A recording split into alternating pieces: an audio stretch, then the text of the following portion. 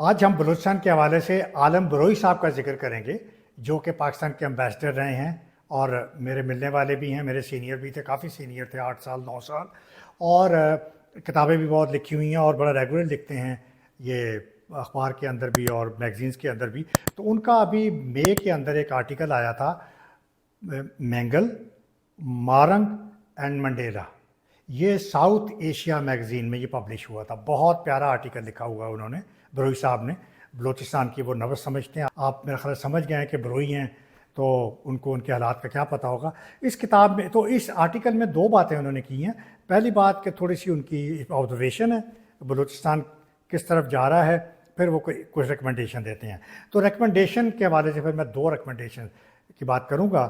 وہ بروئی صاحب اپنے آرٹیکل میں لکھتے ہیں کہ یہ جو ریسنٹ سرج ان ٹیررزم ہے، جو ایک دم انتہا پسندی جو بلوچستان میں بڑھی ہے، اس کی وجہ یہی ہے کہ جو فیڈرل گورنمنٹ کا جو ایٹیچیوڈ ہے اور جو اسٹیبلشمنٹ کا جو ایٹیچیوڈ ہے، انہوں نے جس طرح سے ان کو کولڈ شولڈر دیا ہوا ہے، تو وہ بہت ڈس اپوائنٹڈ ہیں، جس کی وجہ سے وہ جو ایجیٹیشنل پاتھ ہے، جو کنفرنٹریشن کا پاتھ ہے، وہ اس کی طرف جا رہے ہیں۔ اور پھر وہ یہ بھی کہہ رہے ہیں کہ جس طرح سے ابھی recently heavy handed crack down, بہت انتہا پسندی سے بلوچستان یکجہتی کمیٹی کے پروسیشنز کو کچلا گیا ہے، تو وہ کہتے ہیں یہ بھی بڑا غلط ہوا ہے۔ اور تیسری بات وہ کہہ رہے ہیں کہ Baloch woman is now in the field, is now on the streets. تو اب تو وومن بھی آ گئی ہیں کہ وہ بھی اب اپنے رائٹس کے لیے۔ چوتھی بات اس آرٹیکل میں کہتے ہیں کہ سردار اختر مینگل، جو عطا اللہ مینگل کے بیٹے ہیں، انہوں نے پارلیمنٹ سے ریزائن کر دیا ہے اور وہ ایک سٹ ان دھرنا دے کے بیٹھے ہوئے ہیں بلوچستان کے آؤٹ اسکرٹ میں باہر کی طرف۔ تو 3-4 ہفتے ہو گئے ہیں، اس وقت کی بات تھی، تو وہ ان کے رائٹس کے لیے۔ اگلی بات وہ کرتے ہیں کہ شہباز شریف کے نے جو وزٹ کیا تھا بلوچستان میں اور انہوں نے وہاں پہ دربار لگایا تھا، تو وہ اس سے بھی بروئی صاحب کہتے ہیں کہ جناب یہ انہوں نے بڑا غلط کیا۔ شہباز شریف کا جو ایٹیچیوڈ تھا بلوچستان کو ڈیل کرنے کا، انہوں نے بھی ایک تھریٹننگ ٹون میں بلوچستان کو ایڈریس کیا اور انہوں نے کہا یا تو سیز فائر کر لیں، مطلب وائلنس تشدد چھوڑ دیں، ورنہ ہم کائنیٹک آپریشن بڑھا دیں گے۔ اب یہ انہوں نے وہاں پہ الفاظ یوز کیے ہیں اور کہتے ہیں کہ ہم now we are hard state. یہ ہارڈ اسٹیٹ کی آج کل بہت بات ہو رہی ہے کہ جس کا مطلب ہے کہ اب پاکستان آنی ہاتھوں کے ساتھ اس طرح کے موومنٹس کو کچلے گا۔ تو اور پھر آخر میں وہ پھر ریکمنڈیشن دیتے ہیں کہ ایک کمیشن بنایا جائے۔ تو یہ کمیشن کی جو ریکمنڈیشنز ہیں ان کو میں اب ملاتا ہوں، دوسری طرف آئیں۔ ایک ہی کمیٹی آج تک بنی ہے بلوچستان کی ہسٹری میں بلوچستان کی پرابلمز کو آئیڈینٹیفائی کرنے کے لیے اور ان پہ جو سفارشات دی گئی تھیں، وہ کمیٹی 2004 میں بنی تھی۔ یہ پارلیمنٹری کمیٹی، میں دوبارہ رپیٹ کر رہا ہوں کہ یہ واحد کمیٹی ہے جو بلوچستان کی ہسٹری میں یا پاکستان کی ہسٹری میں پہلی کمیٹی بنائی گئی تھی۔ اس کے جو ہیڈ تھے وہ چودھری شجاعت حسین تھے اور چودھری شجاعت حسین کے انڈر 2 سب کمیٹیز بنائی گئی تھیں۔ ایک سب کمیٹی کو ہیڈ کر رہے تھے سینٹ کے جو چیئرمین تھے وسیم سجاد، وہ پاکستان کے پریزیڈنٹ بھی رہے ہیں، اور تو وہ کانسٹیٹیوشنل ریکمنڈیشنز کے لیے وہ اس کمیٹی پہ انہوں نے کام کیا۔ اور سیکنڈ کمیٹی جو بنائی گئی تھی وہ مشاہد حسین اس کو لیڈ کر رہے تھے اور انہوں نے باقی جو سفارشات تھی وہ انہوں نے دینی تھی بلوچستان کے حوالے سے۔ انہوں نے اکبر بگٹی صاحب کے ساتھ رابطہ کیا اور ان کے ساتھ انہوں نے ڈسکشنز کیں، اور کئی سورسز، کئی اور ذرائع کے مطابق انہوں نے کچھ بلوچ لیڈرز کو انہوں نے میٹنگز کیں، لیکن آئی ایم ناٹ شیور کہ صرف اکبر بگٹی کو ملے یا اور لیڈرز کو بھی ملے۔ لیکن جو غلطی انہوں نے یہ کی کہ انہوں نے عام آدمی کو انہوں نے بیچ میں نہیں ڈالا، انہوں نے عام بلوچ لوگوں کو، ان کے ویوز کو، ان کی رائے کو انہوں نے امپورٹنس نہیں دی، یہ غلطی کی۔ تو یہ اس میں ایک فلا ہے۔ بہرحال 3 مہینے کام کرنے کے بعد مشاہد حسین کی جو کمیٹی ہے اس میں 7 ریکمنڈیشنز تھیں۔ تو ان ایریاز کو میں ڈیٹیل میں تو نہیں جا سکتا، لیکن بتانے کے لیے کہ میں ان کی تعریف کرتا ہوں، بہت اچھی ریکمنڈیشنز تھیں۔ Number 1، policy and administrative measures. تو اس میں ایڈمنسٹریٹو میجرز میں انہوں نے یہ جابس کے حوالے سے اور گورنمنٹ کے حوالے سے انہوں نے اس پہ بات کی، اور انہوں نے کوٹا کی بات کی، انہوں نے کنٹونمنٹ کو کہا کہ مزید نہ بنائی جائیں، انہوں نے ڈفرینٹ پروویژنس کی بات کی ایڈمنسٹریٹولی کہ $1 بلین جو ہے وہ میڈیسن کے لیے دیا جائے ایمرجنسی میں، $2 بلین جو ہیں وہ سوئی گیس کے ایریا کے ڈیولپمنٹ کے لیے دیا جائے، اور $4 بلین جو ہے وہ سوشل ڈیولپمنٹ کے لیے دیا جائے۔ تو اس کے بعد دوسرا جو انہوں نے نمبر 2 ایریا تھا وہ تھا ریپرزنٹیشن ان فیڈرل گورنمنٹ امپلائمنٹ، کہ یہاں پہ جو بلوچستان کا جو کوٹا ہے 5.4%، اس کو امپلیمنٹ کیا جائے۔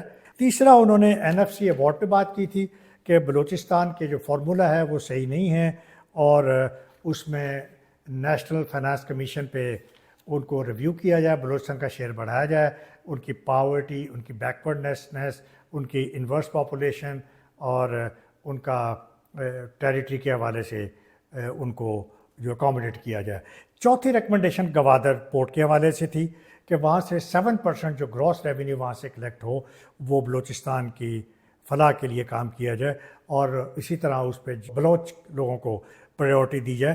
پانچواں ایریا تھا رائلٹی اینڈ گیس ڈیولپمنٹ کے حوالے سے کہ جس ڈسٹرکٹ سے وہ دریافت ہوئی ہے اس ریسورس کا 15% ریونیو ڈیولپمنٹ کے لیے ان کے لیے وقف کیا جائے، اور اسی طرح جو کمپنیاں ایکسپلور کرتی ہیں وہ بھی 5% جو ہیں وہ ان ویلیو کا یہ ویلفیئر کے لیے اسپینڈ کریں، اور پلس انہوں نے کہا تھا کہ یہ اگلے سال 2005 تک، اسی سال یعنی کہ جب وہ کمیٹی پیش کر رہے ہیں وہ کہتے ہیں دسمبر 2005 تک جتنے ایریاز ہیں گیس رائلٹی کے بلوچستان کے وہ ان کو دے دیے جائیں۔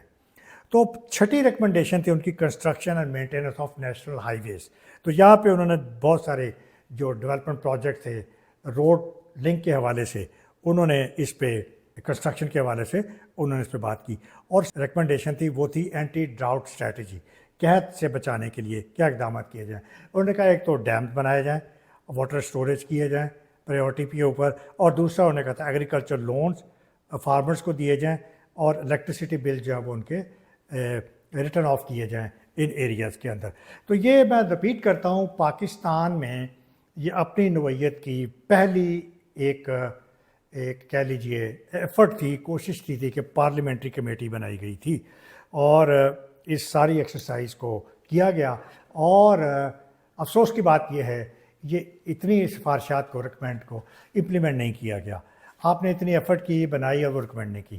اب ادھر سے آئیے عالم بروئی صاحب کا جو میں آرٹیکل بیچ میں چھوڑ گیا تھا، اب عالم بروئی صاحب وہ بھی ریکمنڈیشن جو کیا دے رہے ہیں سارے بلوچستان کے حالات کا، وہ کہتے ہیں ایک ہائی پاورڈ جوڈیشل کمیشن بننا چاہیے، اور جس میں یہ ہمارے جو سارے بلوچستان کے ایشوز ہیں آرٹیکل 38 کا حوالہ دے رہے ہیں، آرٹیکل 39 کا حوالہ دے رہے ہیں کہ ان کے لیے جاب سیکیور کیے جائیں، ان کے ریسورسز جو ہیں وہ ان کے حوالے کیے جائیں، اور ان کے لیے ڈیولپمنٹ پہ کام کیا جائے۔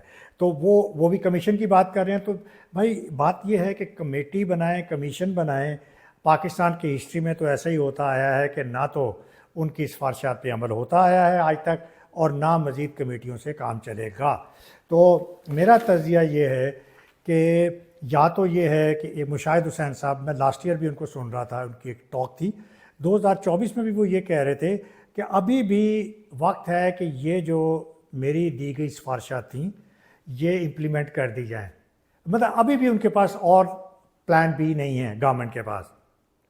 تو بالکل میں ایگری کرتا ہوں کہ ٹھیک ہے وہ عام پبلک کو انہوں نے کانفیڈنس میں نہیں لیا، لیکن ابھی بھی وہ ایک بیسٹ آپشن تھی۔ تو بروئی صاحب سے بھی ایگری کرتا ہوں کہ کمیشن بنایا جائے، لیکن خدا را کمیشن اس نیت سے بنایا جائے یا کمیٹی اس نیت سے بنایا جائے کہ وہ کولڈ سٹوریج کی نظر نہیں کی جائے گی، وہ امپلیمنٹیشن ہوگی۔ تو اب آتے ہیں کنکلوژن کی طرف۔ کنکلوژن میں یہ ہے کہ دیکھیے، بروئی صاحب اپنے آرٹیکل میں کہتے ہیں اس ملک کو ایک ایسے ویژنری لیڈر کی ضرورت ہے جو بلوچستان کو اپنے پیروں پہ کھڑا کر دیں۔ انہوں نے 4 لیڈرز کا نام لیا ہے۔ انہوں نے کہا کہ کوئی نیلسن منڈیلا آ جائے، وہ کہتے ہیں کہ اینجلا مرکل آ جائے جو چانسلر تھی جرمنی کی، وہ کہتے ہیں لی کوان یو آ جائیں جس نے سنگاپور کی تقریر بدلتی تھی، یا فرانس جیسا جنرل ڈیگال آ جائے تو وہ ان کی تقدیر بدل دے۔ تو وہ ایک ایسے لیڈر کی وہ ہوپ میں ہیں عالم بروئی صاحب کہ وہ آ کے یہ ان کے ایک مسیحا کا کام کرے اور بلوچستان کے تقدیر بدل دے. تو میں بالکل ایگری کرتا ہوں. ہمیں واقعی ایک ایسے لیڈر کی ضرورت ہے جو ویژنری ہو, جو کمیٹڈ ہو اور جو سیریس ہو بلوچستان کے ایشوز کو ایڈریس کرنے کے لیے اور ان کو برابری پہ لانے کے لیے دوسرے صوبوں کے ساتھ. اور نمبر 2 اس حوالے سے یہ دونوں جو کمیٹیز ہیں اس میں ظاہر ہے ڈیولپمنٹ کی بات ہے, فنڈنگ کی بات ہے. تو میرا خیال ہے چونکہ یہ لیڈرز کا نام لیا گیا تو مجھے اس حوالے سے سیکنڈ ورلڈ وار کے بعد جو امریکہ نے یورپین کنٹریز کے لیے جو ایک پلان دیا تھا ان کی ڈیولپمنٹ کے لیے, ان کی ریہیبلیٹیشن کے لیے, ان کی اکانومی کو بوسٹ کرنے کے لیے, کیونکہ سارا یورپ ڈسٹروائے ہو گیا تھا. تو امریکہ نے $13.2 بلین کا ایک بہت بڑا پلان دیا تھا, میسو پلان دیا تھا جو کہ مشہور ہے مارشل پلان کے نام سے. اور اس کے بعد یہ سارا یورپ اپنے پیروں پہ کھڑا ہو گیا تھا. تو میرا خیال ہے ایک ویسا ہی مارشل پلان ہمیں واقعی ضرورت ہے بلوچستان کے لیے بھی. تو اور اس کے بغیر بلوچستان کے حالات نہیں ٹھیک ہونے. اور کوئی ان پہ جو ویٹ اینڈ سی والی پالیسی اپنائیں گے یا سوچنے کی پالیسی یا کمیٹی بنانے کا مطلب یہ ہے کہ پھر آپ اس کو معاملے کو التوا میں ڈال رہے ہیں. آپ کو اس وقت پالیسی ضرورت ہے کہ ایکٹ ناؤ پالیسی ریکوائرڈ, کہ do something, implement something. So I think Marshall Plan is the best strategy. اللہ حافظ.